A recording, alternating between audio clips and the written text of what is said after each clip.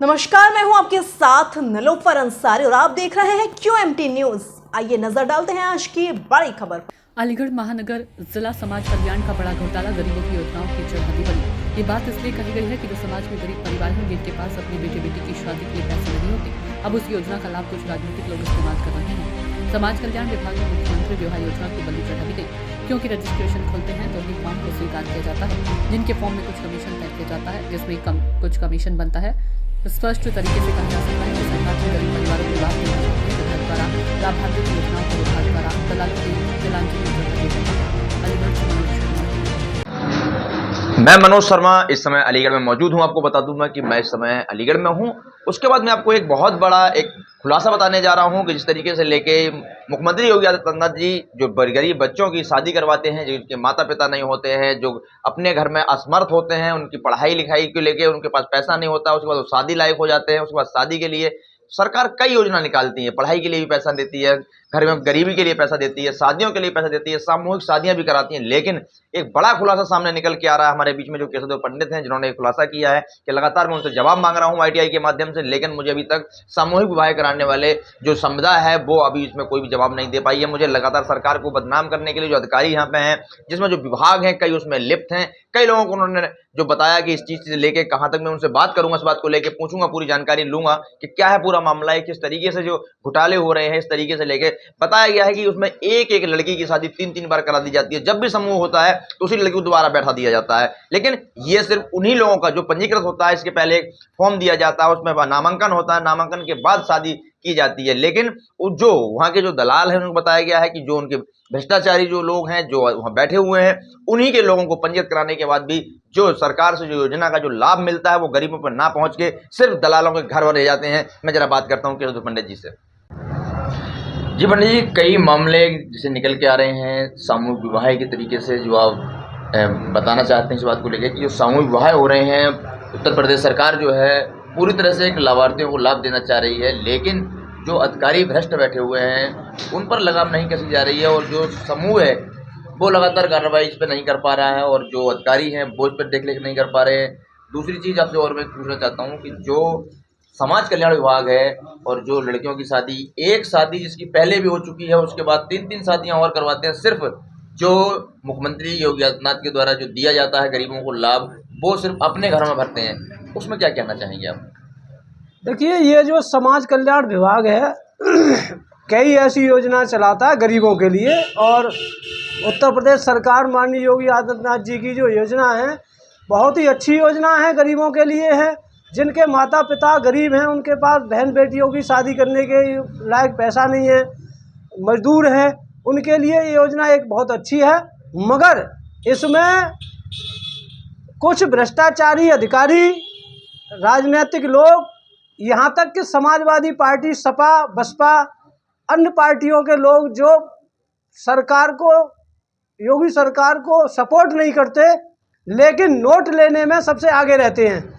यही है, मैं आपको बताऊं, सामूहिक विवाह योजना के तहत समाज में, समाज कल्याण में, विभाग में इतना बड़ा भ्रष्टाचार चल रहा है कि कुछ लोग वहाँ कमीशनखोर दलाल सक्रिय हैं, वो सपा पार्टी से हैं, और कुछ लोग वहाँ बसपा के हैं, और कुछ सत्ता के भी, बीजेपी के भी कार्यकर्ता इसमें सम्मिलित हैं।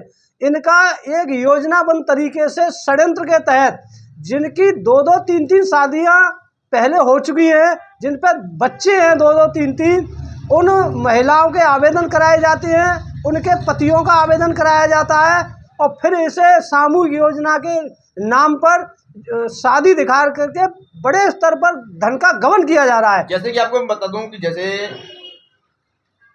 इसमें कोई अधिकारी या कोई सामूहिक जैसे आवेदन करते हैं तो क्या उसको वेरीफाई नहीं कर पाते हैं, डायरेक्ट कर देते हैं?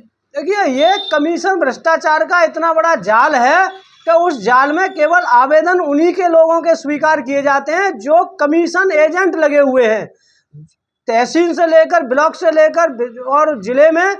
कुछ उसमें मैं आपको सवाल नहीं उठाना चाहता हूं, लेकिन जब आप कह रहे हैं तो कुछ उसमें पत्रकार भी शामिल हैं जो आवेदन कराने में और कमीशन खोरी में माहिर हैं। कुछ समाज सेवक हैं, कुछ NGO संगठन हैं, कुछ समूह जो महिला समूह चल रहे हैं, उन महिला समूहों के द्वारा भी अधिकारियों से कमीशन के बेस पर उनका परसेंटेज तय है। और ये मैं आपको ऐसे ही नहीं कह रहा हूँ, ये आरटीआई के तहत जवाब में भी इनसे नहीं मिलता है। एक साल पहले ये आवेदन किया गया है समाज कल्याण विभाग में। पिछली योजना का मैंने किया था जिसमें एक भाई बहन, यानी इतना बड़ा भ्रष्टाचार है। माननीय मुख्यमंत्री योगी आदित्यनाथ की सरकार को बदनाम करने का एक इतना बड़ा षड्यंत्र है कि बहन भाई के भी आवेदन कराने के बाद उन्हें दूल्हा दुल्हन के रूप में वहाँ पेश किया जाता है और मालूम पड़ी कि जब फेरे का समय होता है, माला का समय होता है, तो दुल्हन होती है लेकिन दूल्हा भाग जाता है। और जब सच्चाई का पता लगता है तो कौन है कि बहन भाई हैं।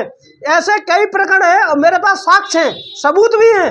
मैंने माननीय मुख्यमंत्री जी को सबूत के साथ शिकायतें भी कर रखी हैं, लेकिन समाज कल्याण विभाग में जब जांच आती है तो उसे यहाँ के अधिकारी, यहाँ तक कि जिला अधिकारी अलीगढ़ भी उस जांच पर कोई संज्ञान नहीं लेते और उस भ्रष्टाचारियों का साथ देते हैं। राजनीतिक सत्ता के कुछ नेता भ्रष्टाचारियों के दबाव में, जो यहाँ जनप्रतिनिधि हैं, मैं नाम नहीं लेना चाहूँगा, लेकिन एक माननीय हैं जिनके दबाव में उन जांचों को दबा दिया जाता है। ऐसे भ्रष्टाचारों का खुलासा होता है, उन भ्रष्टाचारों पर पूरा प्रेशर होता है। एक यहाँ अधिकारी हैं, उनके एक ससुर विधायक हैं, वो लखनऊ में बैठे हैं। वो पहले सपा के विधायक हुआ करते थे, लेकिन सपा की सरकार गई तो उन्होंने झंडा बदल दिया, भाजपा में शामिल हो गए। तो ऐसे जो दल बदलू, जो भ्रष्टाचारी नेता सब भाजपा में आ गए हैं, वो भाजपा को कहीं ना कहीं कमज़ोर कर रहे हैं और उनकी लोकप्रियता को खंडित कर रहे हैं। माननीय योगी आदित्यनाथ जी की जो